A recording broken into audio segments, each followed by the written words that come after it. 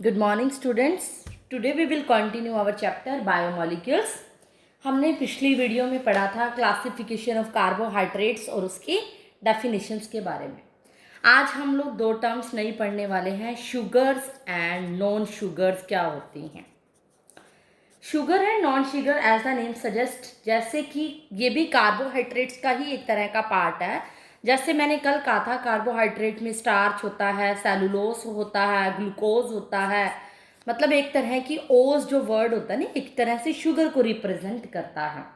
तो ये भी आगे जो कार्बोहाइड्रेट्स हैं फर्दर आगे क्लासिफाइड होते हैं as a sugar and non sugar carbohydrates. ये मोनोसेक्राइड्स भी होते हैं एंड ओलिगोसेक्राइड्स भी होते हैं। इसमें क्या होता है, शुगर में, शुगर की अगर डेफिनेशन की बात करें तो कहता है कि मोनोसेक्राइड्स एंड ओलिगोसेक्राइड्स क्या होते हैं, क्रिस्टलाइन सॉलिड होते हैं। ये कि इनकी जो स्ट्रक्चर होता है वो क्रिस्टलाइन सॉलिड होते हैं और वाटर के अंदर सॉल्यूबल होते हैं। और इनका जो टेस्ट होता है वो भी क्या होता है, स्वीट टेस्ट होता है। और कलेक्टिवली मतलब इन सब दोनों को मिलाकर जो बनते हैं वो क्या बनती है, शुगर बनती है। क्योंकि हमें पता है शुगर क्या है, मीठी है। और मैं कल आपको बता चुकी हूँ मोनो और ओलिगोसेक्राइड्स के बारे में, जो फर्दर हाइड्रोलाइज नहीं होते और ओलिगोसेक्राइड्स फर्दर क्लासिफाइड होते हैं। इन सब के बारे में बता चुकी हूँ।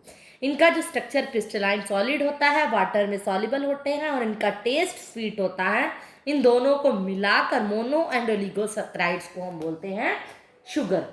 और दूसरी तरफ जो पॉलीसेक्राइड्स, कल हमने जैसे कार्बोहाइड्रेट्स पढ़ा था, उसमें पॉलीस जो सेक्राइड्स होते हैं वो अमोर्फस सॉलिड होते हैं। एक होता है क्रिस्टलाइन सॉलिड और एक होते हैं अमोर्फस सॉलिड। इसके बारे में, क्रिस्टलाइन होते हैं जो क्रिस्टलिक फॉर्म में होते हैं, जिनका स्ट्रक्चर जो क्रिस्टल की फॉर्म में होता है। अमोर्फस जो नॉन क्रिस्टलाइन होते हैं। बाकी क्रिस्टलाइन और अमोर्फस की डिटेल फर्स्ट चैप्टर है जो सॉलिड स्टेट, वहाँ भी इसके बारे में मैं आपको बताने वाली हूँ। जो पॉलीसेक्राइड्स होते हैं वो अमोर्फस सॉलिड होते हैं। उल्टा होता है, वो वाटर में इनसॉल्युबल होते हैं, इनसॉल्युबल हैं वाटर के अंदर, और साथ में टेस्ट में स्वीट नहीं होते, यानी टेस्ट लेस होते हैं, इनका कोई टेस्ट नहीं होता। इनको हम क्या बोलते हैं, नॉन शुगर्स, जिनका कोई टेस्ट भी नहीं होता। These are called non sugars. Now we will continue next definition, that is reducing and non reducing sugar. Reducing and non reducing sugar क्या होती है। रिड्यूसिंग शुगर को हम कहते हैं जिनका रिडक्शन होता है। जैसे मान लो कार्बोहाइड्रेट्स को हम ये भी एक तरह से कार्बोहाइड्रेट्स की ही क्लासिफिकेशन है। जैसे शुगर एंड नॉन शुगर है, ऐसे ही रिड्यूसिंग और नॉन रिड्यूसिंग शुगर भी होती हैं। वो सारे कार्बोहाइड्रेट्स जिसमें एल्डिहाइड और कीटोनिक ग्रुप हो, कल एल्डिहाइड और कीटोनिक ग्रुप तो है इन हेमीसेटल या हेमीकीटल फॉर्म। इसके बारे में मैं आपको जब इसके स्ट्रक्चर बताऊंगी ना तब बताऊंगी। एसिटल मतलब एसिटिक ग्रुप होता है, और हेमी एसिटल और हेमीकीटल, कीटल मतलब कीटोन ग्रुप है, इस फॉर्म में होते हैं। और जो जिनका फर्दर रिडक्शन हो जाता है किसके through, bye the tolerance reagent and the falling reagent. ये बातें आपको अभी कम समझ में आएंगी। टॉलरेंस रिएजेंट क्या होती है, एक प्रोसेस होती है, जब आप ऑर्गेनिक करोगे ना तब आपको अच्छे से क्लियर होगी। और मैं एक बार इसको होल्ड पे रख ली हूँ, reducing and non reducing sugar को, क्योंकि जब इसी चैप्टर में जब आप स्ट्रक्चर करोगे ना तब आपको और क्लियर होगा कि रिड्यूसिंग और नॉन रिड्यूसिंग शुगर कौन सी होती है।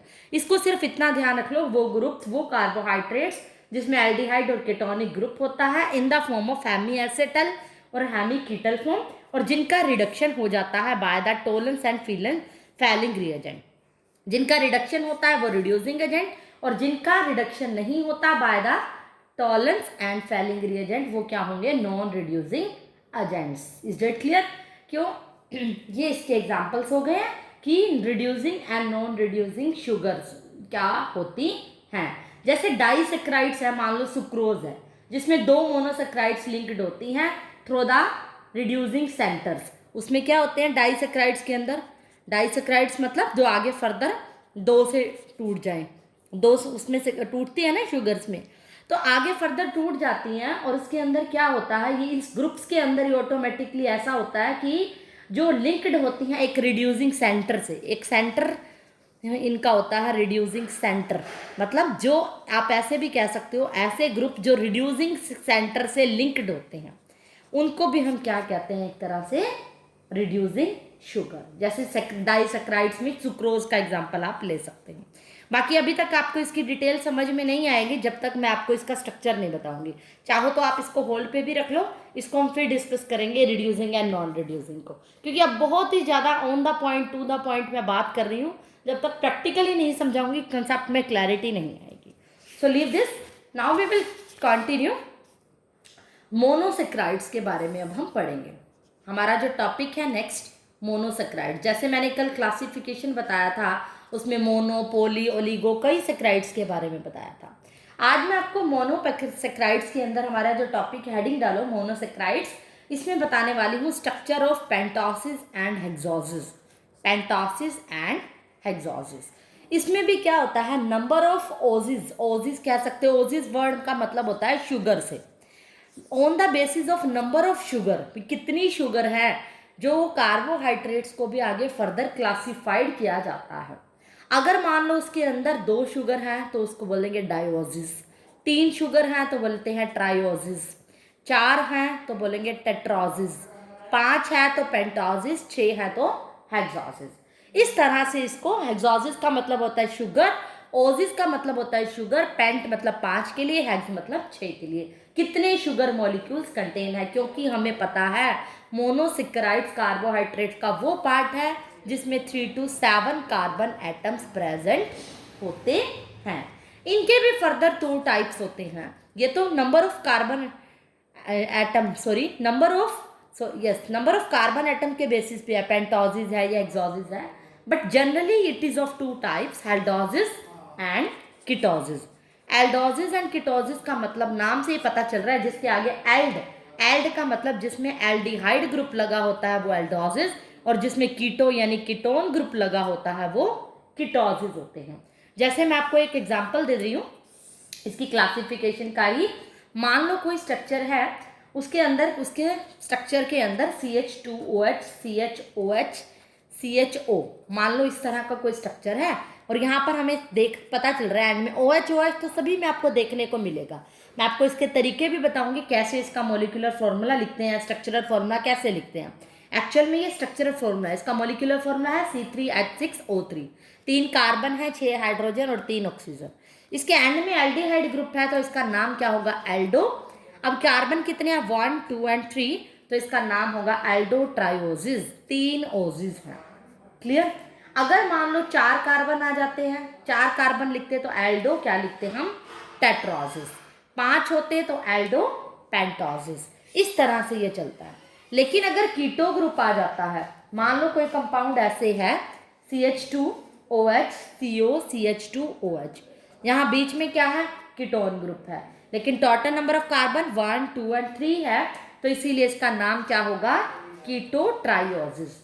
कीटो ग्रुप है और ट्राई मतलब 3 कार्बन है, that's why it is called keto triosis. लेकिन अगर ऐसे आ जाए एक और CHOH, एक कार्बन और जुड़ जाए तो हम क्या कहेंगे, कीटो टेट्रोसिस।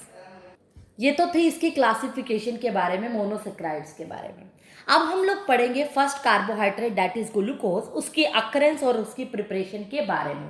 अकरेंस मतलब वो अकर कैसे करता है, नेचर में अकर करता है इन फ्री स्टेट और as well as combined state में। फ्री में भी अकर करता है और ये कंबाइंड स्टेट में भी एग्जिस्ट करता है ग्लूकोज।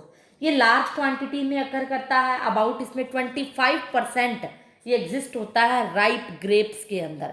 राइप होते हैं पके हुए जो अंगूर होते हैं ना, उसके अंदर 20% क्या होती है, ग्लूकोज होता है। इसीलिए इसको हम क्या कहते हैं, ग्रेप शुगर भी कहा जाता है, ग्रेप शुगर बोलते हैं। हनी के अंदर भी होता है, और ज़्यादातर स्वीट फ्रूट्स, मैंगो हो गया, एप्पल हो गया, पीचीज हो गया, पियर्स हो गया, इनके अंदर भी क्या होते हैं, ग्लूकोज होता है। कंबाइंड स्टेट में जो अकर होता है वो ग्लाइकोसाइड्स, डाइसेक्राइड्स, जो पॉलीसेक्राइड्स होते हैं, इस फॉर्म में ये एग्जिस्ट करता है। ये तो थी अकरेंस। अकरेंस का मतलब ये किस फॉर्म में हमारे नेचर में कैसे एग्जिस्ट करता है। Now we will start its preparation, कि ये बनता कैसे है। बड़ी इंटरेस्टिंग है, रिएक्शंस के थ्रू मैं इसको समझाने वाली हूँ कि 2 ही रिएक्शन है। कई बार आ जाता है right the preparation method for the glucose. तो first method is write down, अपनी पेंसिल नोटबुक लेके बैठा करो। फर्स्ट मेथड हम जो प्रिपेयर करेंगे फ्रॉम सुक्रोज से प्रिपेयर करेंगे ग्लूकोज को। सुक्रोज को हम केन शुगर भी बोलते हैं, जो गन्ने के अंदर होती है सुक्रोज, उससे हम ग्लूकोज कैसे प्रिपेयर करेंगे। सुक्रोज होती है C12H22O11। जब हम उसका हाइड्रोलिसिस करते हैं, ये रिएक्शन पहले भी मैंने बताई हुई है, एसिड के H पॉजिटिव आयन के प्रेजेंस में, तो ये ग्लूकोज और फ्रुक्टोज में टूटता है। C6H12O6 दोनों का फॉर्मूला सेम है। First one is glucose and second is fructose.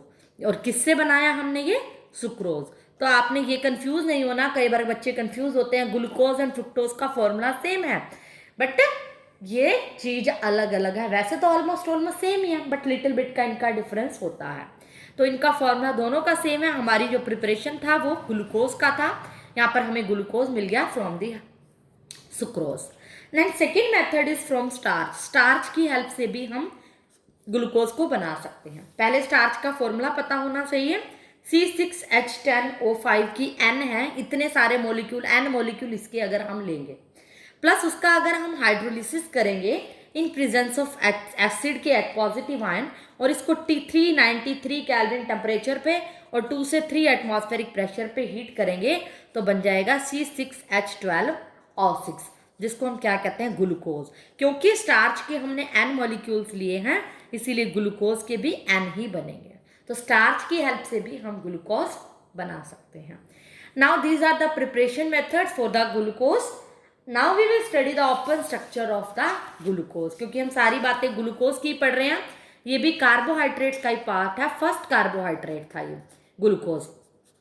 अब हम ओपन स्ट्रक्चर पढ़ने वाले हैं ग्लूकोज का, बाद में बताऊंगी फिर इसका क्लोज स्ट्रक्चर। आज हम सिर्फ ओपन के बारे में ही पढ़ेंगे।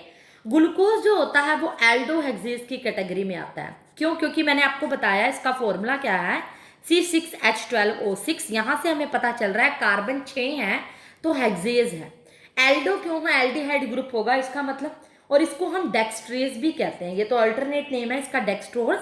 ये इसके क्लियर नहीं होगा डेफिनेशन, लेकिन आपको एल्डोज का मैंने मतलब बताया जिसमें एल्डिहाइड ग्रुप होता है। ये जो मोनोमर होता है मैनी पॉलीसेक्राइड्स का होता है, जैसे ये जो ग्लूकोज की बात कर रही हूँ मैं, ये बहुत सारे जो पॉलीसेक्राइड्स होते हैं जैसे ग्लाइकोजन, सेलुलोज, उन सब का क्या है? एक तरह का मोनोमर होता है। मोनोमर मतलब उनसे मिलकर बनता होता है। अब मैं आपको पहले इसका स्ट्रक्चर बता देती हूँ, क्योंकि हमारा टॉपिक जो है ओपन स्ट्रक्चर ऑफ ग्लूकोज, उसको स्ट्रक्चर को हम ड्रॉ कैसे करते हैं। इसके स्ट्रक्चर मेनली ड्रॉ किए जाते हैं। मैंने कहा कि एल्डो है यानी एल्डिहाइड ग्रुप डेफिनेटली होगा। इसके स्ट्रक्चर की ये खासियत है, जैसे मैंने आपको पहले बताया था, कोई भी आपने स्ट्रक्चर लिखना है तो स्टार्टिंग में CH के साथ लगा के OH लगा देना। देखो मैंने 3 कार्बन बनाया तो CH2 लगाया, पहले शुरू CH2 से करो OH, फिर एक और कार्बन OH, फिर एक और कार्बन बीच में OH, और एक कॉर्नर पे एंड पे क्या क्या लगा दो, जो भी ग्रुप है। अगर एल्डो है तो एल्डिहाइड, कीटो है तो CO बीच में लगा दो। मतलब अल्टीमेटली जो स्ट्रक्चर बनते हैं CHOH से ही बनते हैं। अब according to the number of carbon atoms we will add CHOH group. तो इसका स्ट्रक्चर होगा एल्डिहाइड तो डेफिनेटली होगा।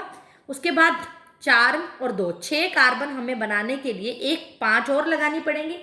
इसका स्ट्रक्चर में क्या होगा, CHOH की 4 होती हैं और फिर CH2OH लगा होता है। जैसे हम इसको ऐसे कह सकते हैं CH2OH, फिर CHOH, CHOH, CHOH, CHOH और फिर एल्डिहाइड ग्रुप। क्योंकि एल्डिहाइड ग्रुप लग गया ऐसे बीच में सारे CHOH, स्टार्ट किससे किया मैंने, CH2OH, और इकट्ठा करके मर्ज करके मैंने इसको ऐसे लिख दिया।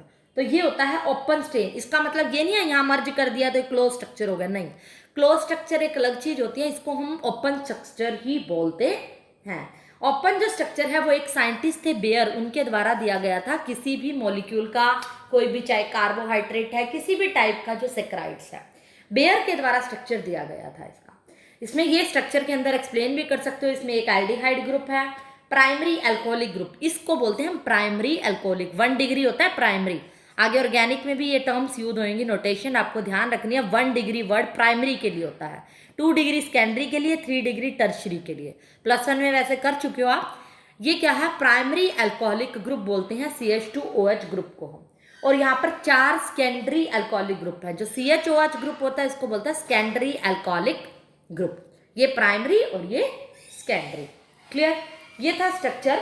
अब हम क्या करेंगे, एविडेंसेस, इस स्ट्रक्चर के प्रूफ कि हमने कैसे पता चला, क्या हम इस बात को प्रूफ कर सकते हैं कि वाकई ही जो हमने स्ट्रक्चर बनाया है वो ग्लूकोज का स्ट्रक्चर है। इसको हम प्रूफ करेंगे। फर्स्ट जो मेथड होता है, इसका मॉलिक्यूलर फॉर्मूला ही इसका प्रूफ है। इसके लिए कोई भी बड़े प्रूफ की जरूरत नहीं है। कहते हैं ना, प्रत्यक्ष को प्रमाण की आवश्यकता नहीं होती।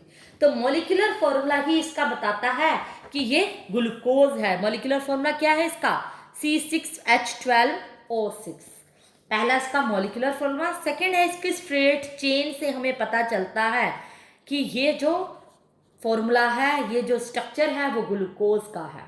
स्ट्रेट चेन से कैसे पता चलता है इसकी चेन का, मैंने इसका जो स्ट्रक्चर लिया था एक बार फिर से ड्रॉ कर रही हूँ। CHOH की 4 CH2OH, ये इसका स्ट्रक्चर था। इसका आप सबसे पहले क्या करो, रिडक्शन कर दो। रिडक्शन का मतलब होता है एडिशन ऑफ हाइड्रोजन। मान लो मैंने कर दी nascent hydrogen in presence of sodium plus mercury in और वाटर से कर दी मैंने। अब मैंने क्या देखा, मैंने जब इसका रिडक्शन किया तो आप ये बात ध्यान रखना हमेशा, ये आगे ऑर्गेनिक में भी काम आएगी। जब भी आपके पास कंपाउंड में एल्डिहाइड ग्रुप है और उसका आप रिडक्शन कर रहे हो, रिडक्शन करते ही वो अल्कोहल में कन्वर्ट हो जाएगी। ये बात हमेशा ध्यान रखना। अगर आपके पास एल्डिहाइड ग्रुप है, एल्डिहाइड का रिडक्शन करोगे यानी H हाइड्रोजन ऐड करोगे तो वो अल्कोहल में कन्वर्ट होगी। यहाँ पर क्या है, एल्डिहाइड CHO, ये किस में कन्वर्ट हो जाएगी, CH2OH, OH अल्कोहल में। ये क्या है, CHOH की 4 और ये एज इट इज CH2OH, जिसको हम सॉर्बिटॉल भी बोलते हैं। ये तो जस्ट इसका कॉमन नेम है, इसको याद इतना रखने की जरूरत नहीं है। मीन्स ग्लूकोज का जब हमने रिडक्शन किया और उसके अंदर हमने देखा कि यहाँ पर एल्डिहाइड ग्रुप अल्कोहल में कन्वर्ट हो गया, इट मीन्स ये बात प्रूफ होगी। इस बात का प्रूफ है कि ये भी कह सकते हो प्रेजेंस ऑफ एल्डिहाइड ग्रुप का भी प्रूफ है कि इसमें एल्डिहाइड ग्रुप है या नहीं, ये बात भी प्रूव होगी। अगर कह दे कि ग्लूकोज के स्ट्रक्चर में ये बात प्रूव करो कि प्रेजेंस ऑफ एल्डिहाइड ग्रुप, तो एल्डिहाइड ग्रुप यहाँ पर अल्कोहल में चेंज हो गया by the reducing agent. Reduction चाहे जैसे मर्जी कर लो। एक रिडक्शन करने से क्या होता है, अगर आप ग्लूकोज के स्ट्रक्चर का, एक और भी तरीका होता है ग्लूकोज के स्ट्रक्चर को, ग्लूकोज को अगर आप HI के प्रेजेंस में रेड फॉस्फोरस डाल के 373 केल्विन पे हीट करते हो तब वो एल्केन में कन्वर्ट हो जाता है। एल्केन मतलब सिंपल चेन बन जाएगी इसकी, और 6 कार्बन है तो 6 कार्बन वाली ही चेन बनेगी। 3 4 5 कार्बन ये और 6, एक हो गया हेक्सेन। क्योंकि HI के प्रेजेंस में हमने किया है तो ये आइडोहेक्सेन भी बनाएगा। CH3 CHI CH2 CH2 CH2 and CH3, this is iodohexane. Naming मैं आपको सिखाने वाली हूँ, IUPAC नेमिंग, जैसे जैसे फंक्शनल ग्रुप की नेमिंग आएगी, बट छोटी छोटी नेमिंग्स आपने +1 में कर ली है। ये जो सिंपल चेन होती है 6 कार्बन एटम की, इसको हेक्सेन बोलते हैं। और ये स्ट्रेट चेन जिसके साथ कोई भी ग्रुप लगा है, फ्लोरीन हैलोजन लगा है, तो फ्लोरो है हेक्सेन, क्लोरो या आइडोहेक्सेन हो जाएगा। तो यहाँ पर मैंने रिडक्शन किया, तो रिडक्शन करने से वो स्ट्रेट चेन में भी कन्वर्ट होता है। हमारे इस टॉपिक का नाम जो था, इस पॉइंट का नाम भी यही स्ट्रेट चेन ही था। स्ट्रेट चेन के फर्स्ट पार्ट में तो मैंने आपको क्या बताया कि रिडक्शन इन प्रेजेंस ऑफ क्या कर दिया मैंने, सोडियम और मरकरी के प्रेजेंस में किया था फर्स्ट पार्ट में। सेकंड प्रेजेंस में सेकंड जो पार्ट किया मैंने उसका HI और रेड फॉस्फोरस के प्रेजेंस में कर दिया, एक स्ट्रेट चेन में कन्वर्ट हो गया और यहाँ पर एल्डिहाइड ग्रुप अल्कोहल में चेंज हो गया। Now come to the third point, आप एल्डिहाइड ग्रुप की प्रेजेंस को कैसे प्रूव कर सकते हो। प्रेजेंस ऑफ एल्डिहाइड ग्रुप कई तरीके हैं, देखो एल्डिहाइड ग्रुप को रिप्रेजेंट करने के, प्रूव करने के। जैसे हमारा जो स्ट्रक्चर है ये होता है, यहाँ लिख रही हूँ मैं, CHO CHOH की 4 और CH2OH, ये ग्लूकोज है मेरा। अब मैंने क्या करना है, ग्लूकोज में अगर मैं HCN डाल दूँ, HCN डालने से क्या होगा, बड़े अच्छे से समझना इस पॉइंट को। CN ग्रुप लग जाएगा फर्स्ट के साथ, CH था, O और H तो बन जाएंगे OH, और ये CN ग्रुप यहाँ अटैच हो जाएगा। बाकी रहेगा एज इट इज CHOH की 4 यानी CH2OH। यहाँ पर चेंज किस में आया, एल्डिहाइड ग्रुप साइनाइड में बदल गया और इसका नाम क्या हो गया, देखो एक बार फिर से देख लो। एल्डिहाइड ग्रुप में HCN डाला तो O और H मिलकर तो क्या OH, और CN ग्रुप इसके साथ लग गया। तो यहाँ पर चेंज आया एल्डिहाइड ग्रुप में, यानी एल्डिहाइड में HCN डाला तो उसका ग्लूकोज का जो नाम बन गया वो ग्लूकोज साइनोहाइड्रीन बन गया। साइनोहाइड्रीन, साइनो ग्रुप भी लग गया और हाइड्रीन मतलब OH ग्रुप साथ अटैच हो गया। लेकिन अगर इसी एल्डिहाइड ग्रुप का इसी ग्लूकोज को NH2OH डाल दूं तो इसमें से वाटर बाहर निकल जाएगा, माइनस वाटर। तो क्या होगा, फर्स्ट एल्डिहाइड ग्रुप पे ही इफेक्ट पड़ेगा। मैं प्रेजेंस एल्डिहाइड ग्रुप की बता रही हूँ। ये होगा क्या, वाटर कैसे बाहर निकलेगा, डबल बॉन्ड आ जाएगा। यहाँ पर क्या होगा, NOH लग जाएगा, NOH लग जाएगा, ये H2 और ये O मिलकर वाटर बन जाएंगे। वाटर निकल गया, NOH बन गया, बाकी structure as it is CHOH4 और यहाँ पर क्या होगा CH2OH। इसका नाम होगा ग्लूकोज ऑक्साइम, इसको बोलते हैं ऑक्साइम। जब NOH ग्रुप वर्ड साथ लगता है तो उसको बोलते हैं एग्जाइम। ये रिएक्शन सजेस्ट करती है कि ग्लूकोज के अंदर कोई भी एक कार्बोनिल ग्रुप है, कार्बोनिल का मतलब CO ग्रुप है, C double bond O group है, तभी ये बनकर क्या बना देता है, इसको रिप्लेस करके अदर मॉलिक्यूल को फॉर्मेशन करता है। अगर हम ग्लूकोज का ऑक्सीडेशन करें, एल्डिहाइड की प्रेजेंस ऑक्सीडेशन से भी प्रूफ हो सकती है। अगर इसी स्ट्रक्चर को मैं जैसे ये लिख रही हूँ OH4 CH2OH, अगर इसी स्ट्रक्चर का हम ऑक्सीडेशन करें, जैसे मैंने पहले बताया था एल्डिहाइड का रिडक्शन करते हैं तो अल्कोहल बनते हैं, जो ऑक्सीडेशन करोगे इन प्रेजेंस ऑफ ब्रोमीन वाटर तो ये क्या बन जाएगा, कार्बोक्सिलिक ग्रुप बन जाता है। जब एल्डिहाइड का ऑक्सीडेशन करोगे तो क्या बनेगा, कार्बोक्सिलिक एसिड। ये बातें ऑर्गेनिक में भी बड़े अच्छे से काम आएंगी, तो इस पॉइंट को अभी से ही याद रख लो। आगे मैं आपको बताऊंगी कि पूछूंगी कि एल्डिहाइड का जब हमने ऑक्सीडेशन की ऑक्सीजन ऐड कर दी, देखो CHO तो है, एक ऑक्सीजन और जोड़नी है और फिर इसको इंटरचेंज करना है, बीच में डालना है, यानी COOH, CHOH की 4 CH2OH। इसका नाम होता है ग्लूकोनिक एसिड। नाम ग्लूकोज से बिगड़कर क्या बन गया, ग्लूकोनिक एसिड। ये एक बड़ी इंपॉर्टेंट रिएक्शन है, most important reaction. IIT, NEET, JEE कोई भी कंपटीशन एग्जाम में ये आने के चांसेस है। उसमें क्वेश्चन ऐसे आता है, ग्लूकोज का oxidation of glucose in presence of bromine water, इसको बोलता है bromine water, Br2H2O। Bromine water में डालते हैं तो क्या बनता है, ग्लूकोनिक एसिड। बहुत इंपॉर्टेंट है, डायरेक्ट क्वेश्चन भी आ सकता है। नाउ एविडेंसेस में हम जो नेक्स्ट पार्ट पढ़ने वाले हैं, fourth, presence of 5 hydroxyl group. अभी तक जो मैंने एविडेंसेस किए हैं वो सिर्फ एल्डिहाइड ग्रुप के किए हैं। मैं 5 OH ग्रुप को भी प्रूव करूंगी। इस स्ट्रक्चर के अंदर 5 OH ग्रुप भी तो लगे हुए हैं। इस बात को मैं कैसे प्रूव कर सकती हूँ, देखो ये स्ट्रक्चर मैंने बना लिया, प्राइमरी अल्कोहल, 4 सेकेंडरी अल्कोहल और एक एल्डिहाइड, CHO है ये, सॉरी एल्डिहाइड है। इसको मैं कैसे प्रूव कर सकती हूँ, अगर इसके अंदर एसिटिक एनहाइड्राइड डालूं। एसिटिक एनहाइड्राइड होता है एसिटिक एसिड के अंदर से OH ग्रुप निकाल दो, COOH होता है ना, OH ग्रुप मैंने निकाल दिया, एनहाइड्राइड मतलब वाटर निकाल रही हूँ एक तरह से, और O यहाँ लग गया, दिस इज एसिटिक एनहाइड्राइड।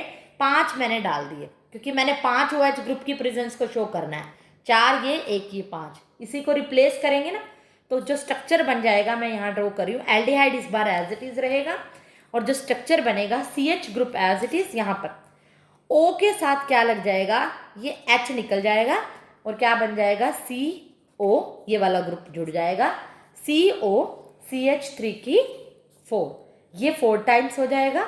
नीचे वाले ग्रुप के साथ क्या लग जाएगा, CH2O, ये H निकल जाएगा इस पर और ये ग्रुप जुड़ जाएगा CO CH3। मैंने हर बार कौन सा ग्रुप लगाया, CH3CO, CH3COO, यही ग्रुप लगाया CH3COO और यहाँ पर क्या निकल जाएंगे, 5 acetic acid CH3COOH। Acetic anhydride, ये है हमारा एसिटिक एनहाइड्राइड। अगर मैंने एसिटिक एनहाइड्राइड के प्रेजेंस में रिएक्शन की तो 5 एसिटिक एसिड निकल गए, लेकिन साथ में ग्रुप रिप्लेस हो गया और इसका नाम बन गया ग्लूकोज पेंटा एसीटेट।